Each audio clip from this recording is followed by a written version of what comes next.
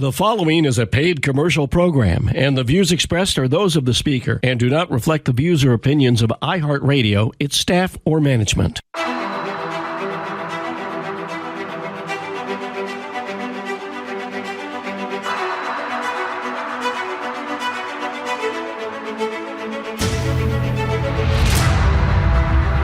Welcome to Issues That Matter with Edward King and Kristin Hurley, a weekly program featuring interesting topics and fascinating guests. Each week, Issues That Matter tackles the concerns of people across all spectrums. And now, with this week's edition of Issues That Matter, here are your hosts, Edward King and Kristin Hurley. Yeah, thank you very much, Mark, for getting us off and running today. It's going to be a very interesting show today. We have another author, but, we're not just talking to authors. What we're talking to is people that really are seeing the world as it is. And Kristin, you were the one that brought Kevin on board with us, even though I had run into him in December. Yeah, I think Kevin gets around. Our guest today, Kevin McGary, is, like Edward said, an author. He's a public speaker, entrepreneur. He's got so much going on. We need hours to cover everything that Kevin is up to, but he's a co-founder of Every Black Life Matters, chairman of the Frederick Douglass Foundation of California, among other things. Kevin, let's just get going and let you introduce yourself a bit and give us a little bit about your background and what you're up to these days.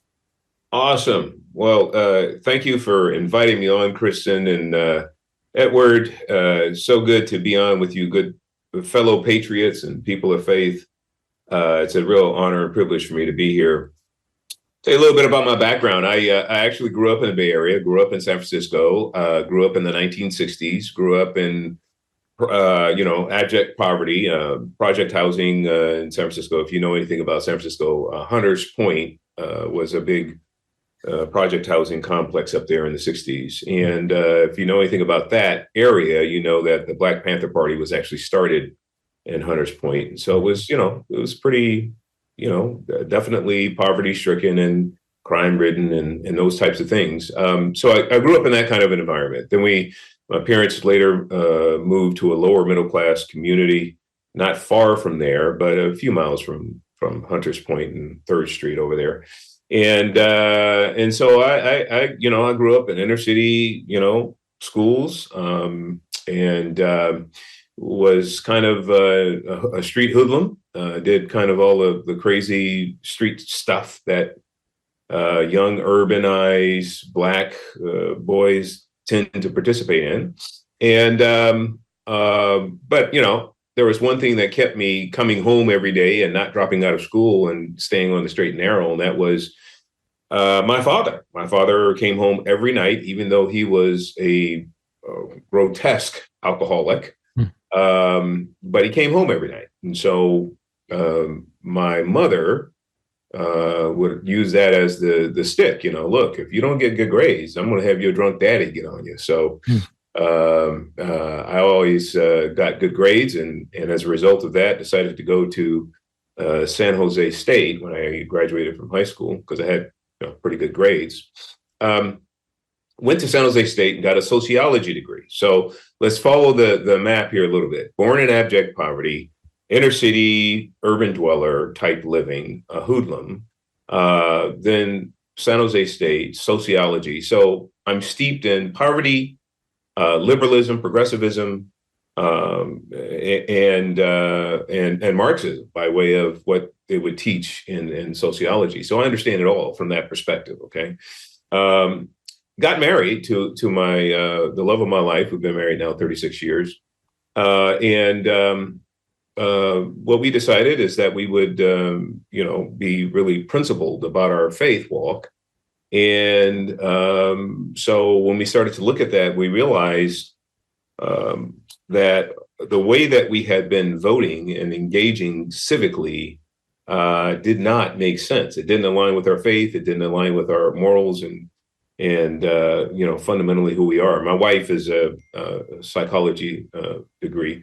And so we made a change. We decided, look, we're going to start getting involved civically. We're going to start voting differently. And so from that time forward, we've I've been a conservative, so to speak, and been acting and participating civically for the past 30 or so years. Can I stop you right there? Because Yeah, you bet. I think people need to recognize what you're talking about. So if I'm reading between the lines, you were voting a certain left or a certain party. Is that correct? Yes. Oh, yeah. And then in that sense, what you did is you looked at their belief system and aligned it against your faith, right? That's right. In essence, the supportive of people as opposed to the opposition of people, especially the Black community.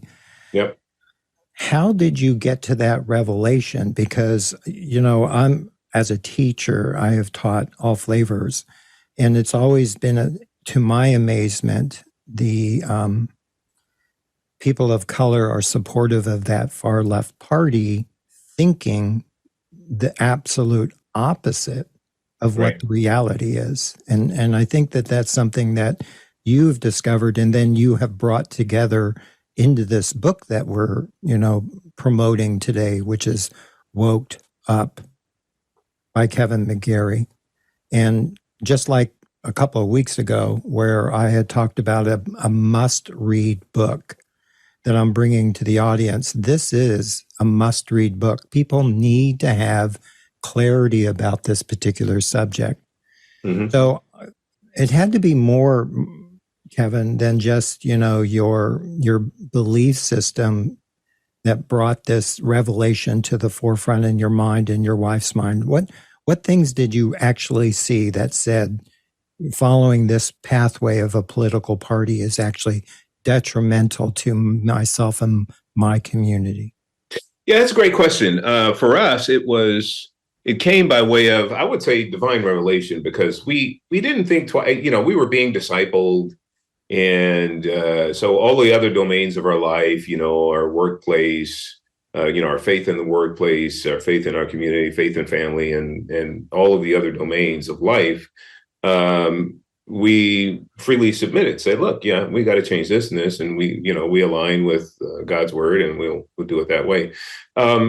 It wasn't until later I really think that we were kind of poked on the shoulder, and God divinely said, look, you got all these other domains, you haven't even looked at this one. And so we both were provoked around the same time. We both brought it up. We're like, you know what, we haven't really looked at this area of civic engagement. I mean, we assume that we're doing the right thing, we're voting right and all that, but it's basically handed down by family tradition. Let's just look at it. So we took a look at both platforms, and we were astonished. One platform is completely anti-God, completely antithetical, and the other platform more closely aligned, and for a person of faith and a person of moral character. And so for us, it was a matter of fact. I mean, we didn't have a strong allegiance one way or the other. We don't care. I mean, we want to participate civically, but we don't carry it like a religion, like I would say the majority of the Black community do.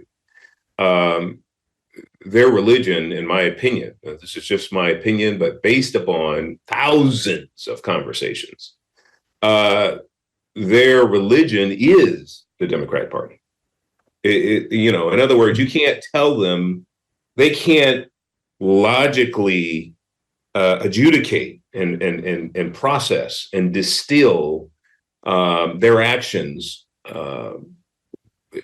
that are do any actions outside of the confines of the party that sort of gives them an identity, and that's the Democrat Party. And so, the reason why so many people struggle with trying to get people of color in general to see, the party for what it is and what it is not, is because so many people are smitten with it to the degree they hold that party as a religion. What I mean by that is that they have a fervency that goes beyond an affinity. It's a real fervency that sort of cements them and enslaves them to a degree to a political ideology, even stronger in most cases than the Bible would if they're Bible believing Christians. Yeah. So it's so like that's what we're fighting against. But for me, it was revelation, and it was just God's grace that delivered us from that. But other people, they really suffer with it. So, one of the things that you point out in your book is that this woke movement, you literally said it focused on moral principles in one of your quotes. And it begged me to ask the question, it seems anti-morals, the woke movement, because that's really what the focus of this book is about. And it's part of the reason why I want everybody to read it, because, there's a historical perspective to this, but it's taking over our society, and it's causing our culture to change so fast that people can't even ask it questions and look at it for its truths. So how does the moral principles fit into this? Is this the religion that you're talking about? Yeah, so I think that if you look at wokeism, right, and I use that term a lot throughout the book, wokeism is sort of an umbrella that what would fall under that is like CRT, critical race theory, DEI, diversity, equity, inclusion, ESG, social justice, even liberation theology and Black liberation theology. These are all under the umbrella of being woke. Okay. Yep. And so if you ascribe to any of these ideologies, which are amoral, they're completely antithetical to humanity, then you are perceived, or you sort of virtue signal about being woke because you believe in social justice, or you believe in CRT, or whatever. What the book goes through is, as you stated, Edward, is accurate history. And, from the beginning, like, how did this movement actually start? Where does it come from? Who started it? Because at the end of the day, we have a group of people that castigate another group of people who happen to dissent from wokeism. And the dissenters are castigated as being white supremacists and racists.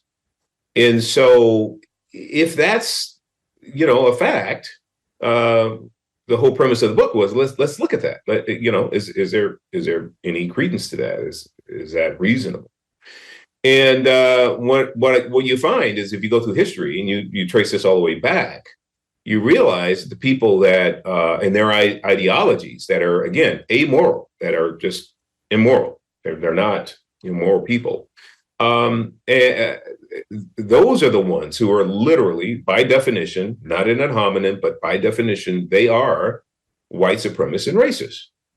And yet you have the people who carry their mindset really projecting is what it is. They're projecting everyone else as being white supremacists and racists. And so that's the kind of ironic twist that we find ourselves in. And so it's important that everybody have the accurate history about, where we are with wokeism, where it's going, and how to really start to help our loved ones, our friends, family, neighbors, and that to come out of that mindset, because it is destructive, it's corrosive, and it is white supremacist or supremacist generally, and racist. And so that's kind of how the book is put together. Yeah. But it starts with, where did this idea of racism or races come from? And I go back to the late 1700s. There was a gentleman by the name of Friedrich Johann Blumenbach, who was the first sort of naturalist, materialist, anthropologist type scientist to really look at human species and that kind of thing. And what he decided was that we should have race classifications. So he was the first known, renowned world figure, if you will, to come up with race classifications. And he came up with 5, because he says, look, we have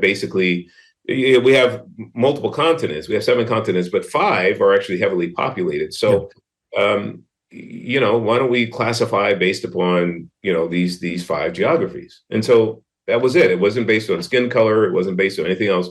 It was just these 5 classifications based on geographies.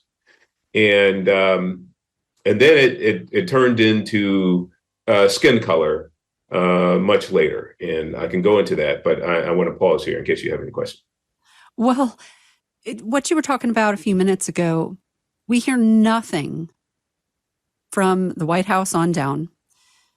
White supremacists are the biggest terrorist threat to America, right? Biden, the other day, this was a couple weeks ago, I guess, at the commencement ceremony at Howard University, gets up and instead of telling the college graduates, your future is bright, can't wait to see all the things you accomplish, et cetera, et cetera, et cetera. Instead of giving them a bright, hopeful future, he tells them how horrific things are for them and will continue to be due to racism and white supremacy and et cetera, et cetera, et cetera.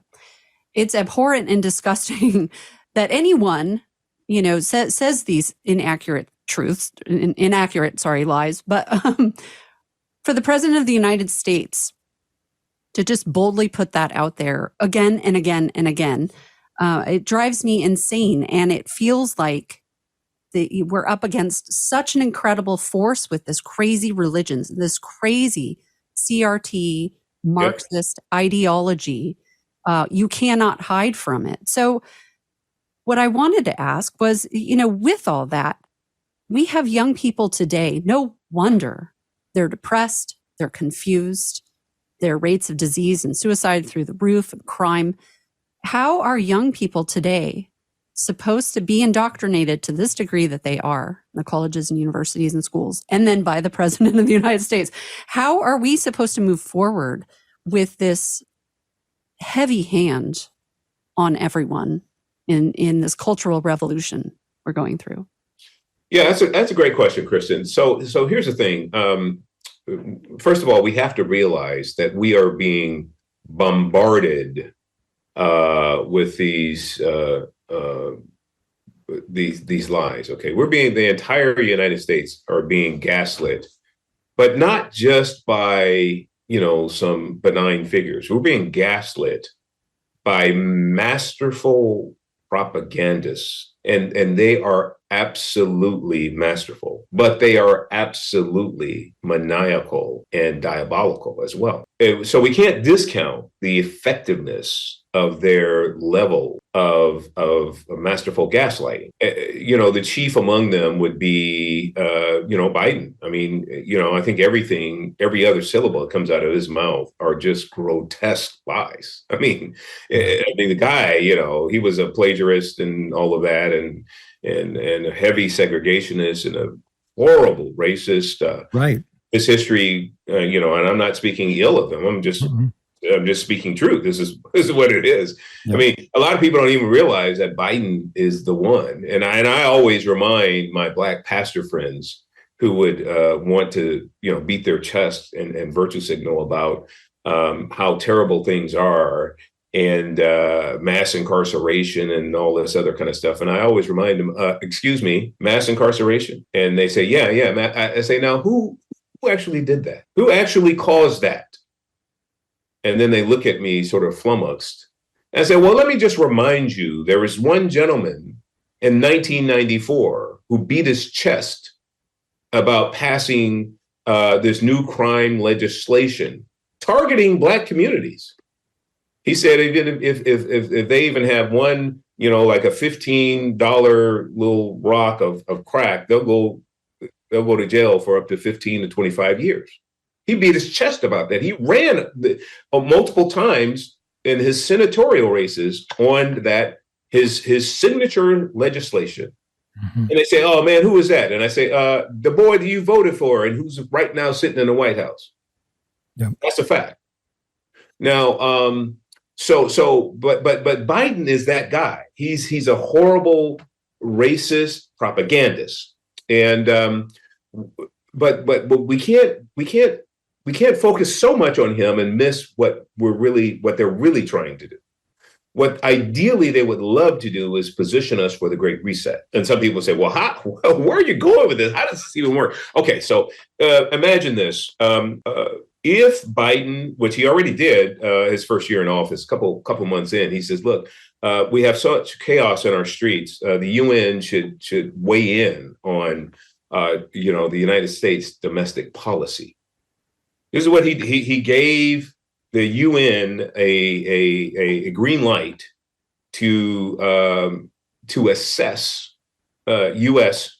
Policy as it relates to domestic, in the streets and that. So he would love to say to Klaus Schwab at the World Economic Forum, look, we have such chaos on our streets. We can't get our ethnic communities to work together and to actually unify. So we need the world bodies to come in and bring calm to our streets in America. And then we're in the Great Reset. Now, I think he's already positioning our, the digital currency and all that. So he's positioning everything for that inevitable moment. But this is all generating the kind of chaos, hatred, vitriol, discord. It's purposeful. These people want and need a revolution in the streets because they really desire to carry out, Karl Marx's utopian dream and have us all under a one world, communist structure. Well, with this exciting thought, we need to take a quick break for our sponsors. You're listening to Business Sense Radio, Issues That Matter with Edward King and Kristin Hurley.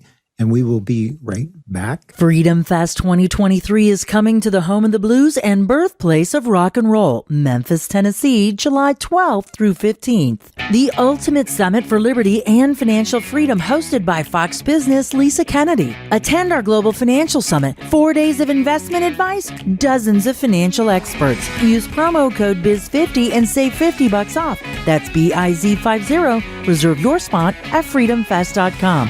See you in Memphis. Business owners, do you want to build a successful business? Invest in your most valuable asset, your staff.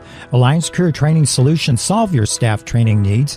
Employees need to be successful for you to be successful. At Alliance Career Training, we provide professional, hands-on training classes, including Excel, Word, business writing, Outlook, and sexual harassment as required by law. Ask about our custom classes for your team. Call 755-8200 or visit us at alliancetrains.com. Well, we're back. Thank you very much for holding in as we've taken our commercial break for our very important sponsors. But we are speaking with Kevin McGary, who wrote this book that I want everybody to read. And it's basically a woked up, and it's spelled W-O-K-E-D up, Kevin McGary. And, what's interesting about it is it talks about this cultural revolution and the history of where it actually is coming from. And right before the break, we were talking about, a destination of the reset and what they're using this for. But I know one simple statement that I can make about this attack on our culture and the attack on the family, and then especially the use of racism, is what they've been doing and perfecting for years and years and years in our prisons across the United States. They manage the crowd or the mob within the walls of the prison by separating them by color or by north and south in different ways. Do you think that this CRT and this wokeism is a way to just break down our society? I know you pointed out the morality issues that are being attacked, but is it just... So CRT, the environmental social governance scores, the social credit scores, all of these mechanisms are designed to turn our world upside down. You consider free market, capitalist, meritocracy, all of those things, the traditions, history, all of those things are being completely overturned. And so it's being completely overturned because again, the goal is not to progress American society to the degree that it can actually be functional and helpful, and everyone could achieve an American dream. Now, with who we have in power, the desire is to get us to this globalist, get us within the global community as quickly as possible before someone else is in office, which we expect within the next 2 years. Mm-hmm. So the idea is if we can aggrieve people, we can agitate them enough, if we can, disrupt financial markets with spending multiple tens of trillions, this all adds the fuel to the fire that gets us into this, great reset sooner rather than later. And so with that, yes, all of the, CRT and all of that, they know that this is nonsense. They understand these are smart, stupid people being dumb. Mm-hmm. Now, what I mean by that is these are highly intellectual, highly educated people. So they're smart, book smart.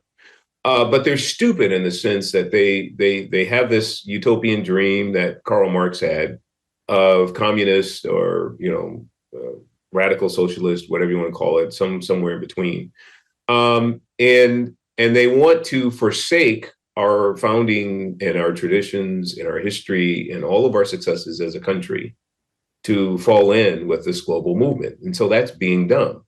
So you have smart, stupid people being dumb. And those are the people that I would put, Obama, Biden, Clinton's, the globalists, all of them in that, including Bill Gates and that. So, but the reality is Marx, none of his philosophies or ideologies, if you will, have ever worked anywhere over time in history. They've always failed. And so we have to ask ourselves, why are they so aggressively wanting to put us into this globalist communist move, knowing that it's going to be an abject failure based on history? We know that's a fact. Why are they doing it? The reality is that they want to depopulate at the same time. Bill Gates is notorious for publicly stating he needs he and the rest of the globalists wanted the entire planet to be inhabited by no more than 800 million people. Mm-hmm. So that's a 10x reduction, or no, excuse me, that's just about a 10x. That's 90% reduction in population. Yeah.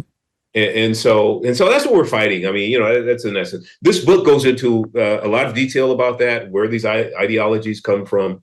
And to some people, they'd be surprised at how virulently hateful and sexist and misogynist, how racist and white supremacist Karl Marx and Charles Darwin and associations with them were. And there's a lot of detail. I mean, I go through history and bring it all out. Everything's footnoted, so you can do your own check as well. Mm-hmm. I do like that. If I can interject here, in the book, and this segues kind of into your work with Every Black Life Matters, right? In contrast to Black Lives Matter, right. Which we all have heard about ad nauseum for the last several years. But I really, really enjoy in this book the detail and the instruction and the education, that you go into with the eugenics movement. And I think that the Democrat Party, they're daring us to call BS on them with their, as we said earlier, their blatant lies and the in our face misinformation, if you will, what they're saying. When the Democrat Party has for decades been racist, the racists themselves, they're the ones that have promoted abortion in Black communities by the millions and millions. You want to fill us in a little bit about how your book goes into detail with eugenics? Yeah, let's talk about that, because a lot of people, this was actually quite educational for me. I've heard about eugenics, but I had never really studied it, and I didn't know where it really, actually came from. So when you take a look at, history, you realize that there are two people that are known as the fathers of eugenics. One would be Charles Darwin. What a lot of people don't understand about Darwin is he was sort of the prototype of white supremacy. And what I mean by that is he was so inclined to protect his own genetics, thinking that he was intellectually superior than everyone else, that he married his first cousin. Now, this is a scientist marrying his first cousin just to make sure to preserve his intellectual. He didn't want to taint anything. He didn't want to taint his intellectual capacity within his bloodline. So he married his first cousin, knowing the risks. And, true to form, he had 10 children, 3 of which died early with horrible defects and all kinds of issues. 7 were fine, but 3 of them did die. So that's the kind of guy that Darwin was. I mean, his younger cousin, Francis Galton, was a premier statistician. I think he was a modern day pioneer, modern day statistic. I mean, he was brilliant. But his issue was he was also a supremacist, and he told his older cousin, he says, "Look, I've done the analysis of population growth in all these other areas of the world, and we're not going to be we white, Caucasian, Aryan, whatever you want to call it, Europeans are not going to be the conquering or the best dominant race. We're not going to be superior if these other ethnicities continue to populate at the rate that they are, and whites, Europeans just are not populating. And so they concocted a scheme out of whole cloth. So eugenics was not based upon science. It was not based upon any premise other than a white supremacy. What they wanted to do was help ensure that whites would be the supreme race. And that's the entire justification for it. So, whatever, I'll debate anybody on the planet about it because it's clear. I mean, it's their writings and their letters. This is why they did it. So they concocted this scheme. Eugenics means well-born. That's what it means in the Greek, well-born. And so they were saying, look, anybody that's not white, they're not well-born. And so you could summarily then exterminate them. It's fine. It's no problem. And it's, and so that's where that came from. Now, in the United States, when it came here, the Eugenics Society was actually the first, official society. It was actually, she started here in the United States. But Margaret Sanger was a part of that Eugenics Society, and she was a renowned eugenicist. Who believed that they needed to protect the white race. And so she started Planned Parenthood. And her quote was, look, we don't want any more reckless breeders and weeds and scourge of society of these blacks. We want to thoroughly exterminate the Negro population. This is, such a compassionate soul. Yeah.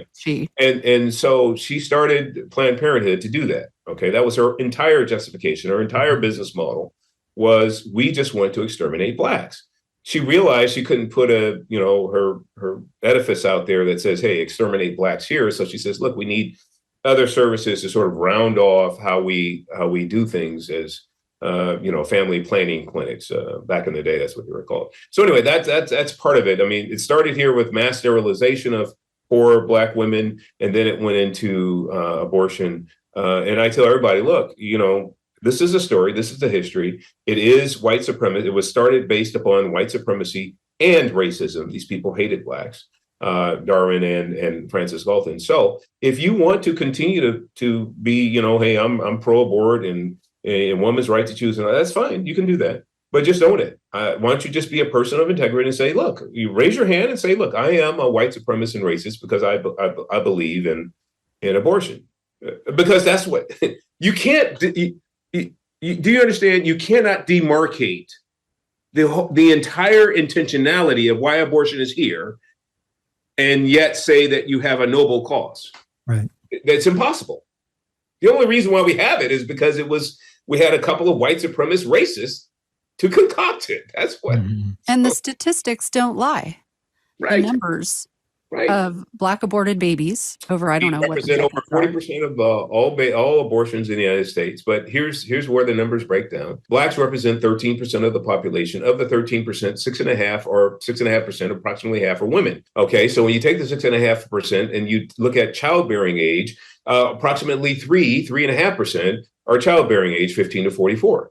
So you got a 3.5% demographic, and up to 90% of all Planned Parenthood resources, 90% are dedicated within walking distance of Black and brown communities. 90%. So in any other business, you wouldn't dedicate 90% of all of your business exploits for a 3% demographic. Makes no sense. So when people say, "Oh, that was why Planned Parenthood started," they've changed. They're not racist today. I tell them, look, get out of here with that crap. It's clear. Yeah. They're still in 90% of all Black and brown communities. How could you say that is not going? That's not their modus operandi today. Right. Because if they were really all about just women's health, guess what? We already have demographic research for women's health. We have Walmart and we have Target. Throughout the country, they've already done the demographic research. They already are positioned in all of the strategic places in the country where women convene. So if Planned Parenthood was sincere, hey, we just want to open it up for women who need reproductive health or health or whatever, women generally, guess what? They would just go on the backside of every Walmart and Target in the country, and that's where they would have their clinics. So it's kind of mind-boggling in regards to our upside down world that we're living in right now. Absolutely. It's what's right is wrong and what's wrong is right. And when I listen to what you're sharing, and I think across the broader spectrum about with education, with the history that you've already brought up, and the failures and the purposeful failures of communism and Marxism, and the number of lives that were lost under Stalin in Russia, North Korea, China. You can continue into many other examples of I can only see one entity that purposely wants to do this.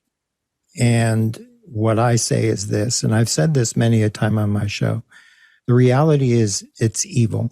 What we're seeing right now with CRT, the riots that are going on the streets, Antifa, the destruction of the family, the decimation of churches, it's evil. And I can't get away from the realization that there is a father of lies, and there is a power behind this evil. And I just can't believe that we are not doing anything about it. How come the churches aren't standing up? And instead, you had mentioned earlier about BLM being flags literally flying inside churches. Yep. They're stepping away from standing up to the truth and allowing politicians to use their churches. And I specifically point to Black churches because I'm from the South. Mm-hmm. I'm just appalled. It is absolutely appalling. And so let me give you a little bit more background. This is all covered in the book as well, but let me give you a little bit more background. So here's the deal. There were two notorious people that were at war with God. One, Charles Darwin, I already talked about him briefly. He said his number one goal is he's at war with God. Okay. So the other one was Karl Marx, who was a Darwin protege, or, a very close disciple. Who says, look, my number one goal, I don't care if any of my economic philosophies or my theories or ideologies catch. My only goal in life is to dethrone God wherever he exists. Mm-hmm. So both of them were notoriously, virulently hateful of the notion of God himself. And their only goal was to undermine God. So what did Marx do? This is what he did. He started his ideology infused with an anti-God motif. He says, look, you can't be a socialist without knowing that the ultimate goal is communist. And you cannot be a communist. He says, if you think that you can be a person of faith and be a communist, you're in the wrong thing. You cannot be a communist and believe that there's a God, period. He was hard and fast on this, okay? Karl Marx himself disavowed anyone who had any faith. He says, look, you're in the wrong thing. You can't be here. So when you think about Black liberation theology and liberation theology generally, these are South American Marxist theologies. They're pure demonic. They're infused with demonism, literally. And they're being preached in our pulpits today. Over 40% of Black churches are Black liberation theology. James Cone and his demonic theology, they're preaching aspects of that. So then you wonder, well, then it's no surprise that when we had the wonderful, momentous Dobbs decision last year, 90% of churches who met that following week said nothing about the Dobbs decision. They didn't celebrate it. They said nothing about it. So the church we're in a spiritual war, okay? And the church has been captured or enraptured, if you will, by demonic fools. Now, when I say demonic fools, I don't mean that as pejorative. I mean that in the most purest biblical sense. The Bible tells us that only a fool says in his heart there is no God. Well, Charles Darwin and Karl Marx said there is no God. So they're fools by biblical definition. And then obviously, since they were so virulently hateful towards any notion of morality and God, they're purely demonic. Mm-hmm. So the problem is that we have, pastors that are smitten with demonic fools, and they teach their ideologies over the pulpit. That's where we are, folks. I wish it were different. I pray it's going to be different, but that's where we are. That's where we are today. And so we've got to wake these pastors up, these clergy and ministers, whatever, and say, look, you got to stop this. Stop the divisiveness, stop the, white Christian nationalists and all the pejoratives that you have to stop. Ephesians 2:14-21 is clear about we're all one. Galatians 3:28 talks about us being one body, one flesh. So we've got to start holding all of our faith leaders fully accountable for their own demonism being preached over the pulpit, and we need to call them to the carpet. Well, let's talk about some practical ways to get to that. And I really did like combing through the Every Black Life Matters website. I was intrigued by what you were talking about with real justice, REAL justice. Yep. And again, in this twisted upside down world we live in, not only do they censor us, but they twist the definition of words, and they use words completely against the actual true meaning. And justice is one of those words. Yep. How do you define real justice? Yeah, so I actually wrote a book right prior to Woke Up. I wrote a book. That was War on Women. Before the War on Women book, I wrote Justly Justice. Justice, the term justice is ill-defined, purposefully nebulous, because progressives would like to have that morph into whatever, convenient way they can have it morph. So there it changes really on a weekly basis. yeah, exactly. So it's really not it's an amorphous term. So it's really not well defined within at any particular time or any. So I had to go back. When you look at justice, you have to go back to biblical justice. Justice is always for basically providing a level playing field, true equality, true respect for everyone's life. Everyone's life. That's where justice begins, is when you respect and acknowledge everyone as being a perfect creation from God. And when you stop doing that, then you become unjust. Dr. Martin Luther King says, look, injustice anywhere leads to injustice everywhere. I'm paraphrasing. But here's the notion that I'm bringing up here. When we summarily dismember our fellow human beings in the womb, that's unjust. I mean, we're living. Why can't they live? Yeah. So when we do that, we're actually precipitating injustice, and so there is no such thing as justice when you when you don't allow it to flourish from its beginning. Life, you can't stand before anyone and say, "Hey, I'm a social justice warrior," or "I believe in justice," while at the same time standing with Planned Parenthood and all of the racist machinations specifically designed to exterminate, your fellow human beings. Right. And it's so incongruous. Right. And it's the same thing of running around saying you're anti-racism when you're actually being racist through your own actions and words. Even just talking about ideology.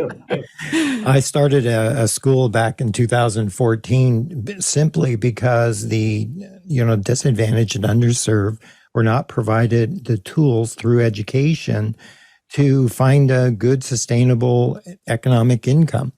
Yep. And what I see in the communities, because I've spent time living in Philadelphia and other central cities, that the education that's provided is another way of keeping, in this case, we can speak to, Black community down and out, along with killing them through abortions, along with getting them addicted to government handouts. Absolutely.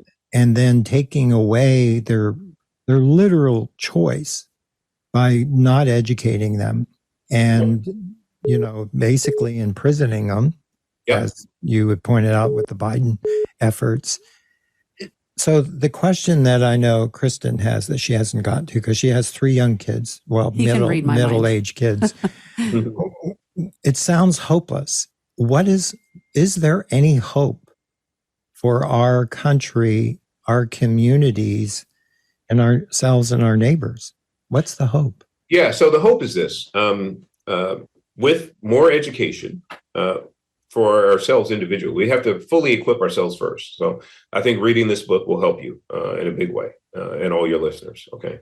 So because, again, everything's footnoted, and these are exact quotes, and these are private letters, and these are the things that are going to make a difference for you to be able to stand up for yourself and for your family and stand truly and sincerely against all forms of racism and supremacy.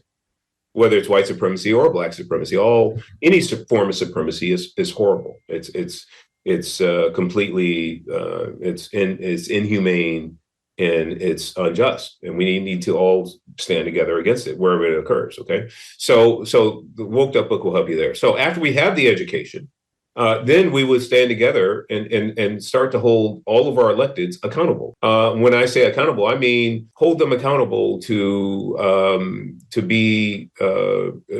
renounce and denounce Darwinism, cultural Darwinism, and Marxism. The biggest evils that we're facing today are rooted in these ideologies. And I've traced it back. I mean, all of our conversations about race, Marxism. All of our conversations about diversity and equity, Marxism. All of our conversations about, liberation theology, Marxism. All of our conversations about, Blacks, we need to change our academic standards because Blacks are innately incapable of upping their game and actually competing and actually getting a degree with based upon academic excellence. Darwinism. Mm-hmm. That's Darwin racism. Right? Mm-hmm. When they tell us we need to change our academic standards, we need to not have standardized tests, we need to do this and that because Blacks can't compete. They are innately saying that, look, Blacks are just incapable. It's in their genetic. They just can't do it. It's the most racist concept. It's the twisted world. By calling that out, by saying that, what they're actually saying exactly is what you're mentioning. Mm-hmm. Yeah. They're saying they're inferior. Yeah, absolutely they are. This is Darwinism. It's so nuts. This is Darwinism because Darwin was the first one And people, when they read the book, they'll say, racism and modern day racism and white supremacy came from Charles Darwin. I'll give you the long and short of it. Okay. So the reason why I say that, some people will say, well, no, come on. We've always had that. We had slavery before Darwin published his first work. Yeah, right. That's absolutely true. We did have slavery, but it was based on economic opportunism. It wasn't based upon actually viewing blacks as subhuman. Right. This is Darwin's term. Blacks, he basically made the connection that blacks are subhuman, still trying to climb the evolutionary scale. And, where he made the analogy that we're apes and gorillas and savages. OK, so that's all Darwinism. And it's inescapable. It's his words. It's his writings. This is all documented. So when that happened, people began to really, take a different look at different ethnicities. Because basically, if you're a Darwinist, Darwin says, look, whites were the first to fully evolve and plateau. All other ethnicities came after. They're still trying, in the case of blacks, they're still trying to climb the evolutionary scale. And some have, evolved in stages and et cetera, and they're in between.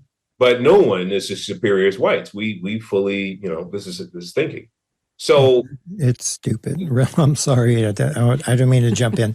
So we're going to have to run another quick sponsor break. So we're going to take a quick break for our sponsors. You're listening to Business Sense Radio, Issues That Matter with Edward King and Kristin Hurley, and we will be right back. Freedom Fest 2023 is coming to the home of the blues and birthplace of rock and roll, Memphis, Tennessee, July 12th through 15th. The ultimate summit for liberty and financial freedom, hosted by Fox Business' Lisa Kennedy. Attend our Global Financial Summit, 4 days of investment advice, dozens of financial experts. Use promo code BIZ50 and save $50 off. That's BIZ50. Reserve your spot at freedomfest.com. See you in Memphis. Business owners, do you want to build a successful business? Invest in your most valuable asset, your staff. Alliance Career Training Solutions solve your staff training needs. Employees need to be successful for you to be successful. At Alliance Career Training, we provide professional, hands-on training classes, including Excel, Word, business writing, Outlook, and sexual harassment as required by law. Ask about our custom classes for your team. Call 755-8200 or visit us at alliancetrains.com. Quickly, we're back. And, so Kevin, what we've got here is we've got less than 2 minutes. And so I want to feature one thing, everyblm.com. That's the website that you've got. Yep. The book that we're talking about that I've put on my must-read book list for our listeners is called Woked Up, WOKED, Up. It came out in July of 22, so it's a very recent book, written by Kevin McGary, McGary. You can get a Kindle version of it, which is what I have. You can get a hard copy with coffee stains on it. That's the copy. It's well read, excuse me. I'm sorry. Sorry, Kevin. He's looking at my copy of the book on the table here. Okay, well, speaking of books, and just our last minute then, what's coming up for you, Kevin? You've got a new book in the works. Give us just a quick, brief overview of that. Absolutely. It'll be out probably before the end of June. It's called DEI in 3D. DEI, again, is diversity, equity, inclusion in 3D. And what I mean by that is an in-depth perceptive look at DEI. Is it good? Is it purely altruistic and good and that, or is it something less than that? Is it selfish and bad? So I take a look at history and bring a lot of elements into there. At the end of the day, you're going to have a clear-eyed view of what DEI is and what it's not. I don't take an ideological bent on it, so it's not political, just like Woke Up isn't. It's matter of fact. It's pretty objective. And just the facts, nothing but the facts. Yep. Kevin, we want to thank you very much for joining us and taking time out of your very busy schedule. And Kristin, thank you very much. And we'll definitely have you back after you get your new book out. Thank you, Kevin. Thanks for joining us today. Excellent. It's my pleasure. Thank you for having me. All right. Thanks.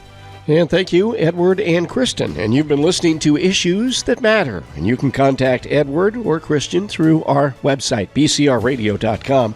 Be sure to join us again next week at the same time on this station for another edition of Issues That Matter with Edward King. If you're listening in Monterey, hour number 2 comes up right after the top of the hour news at 3 p.m.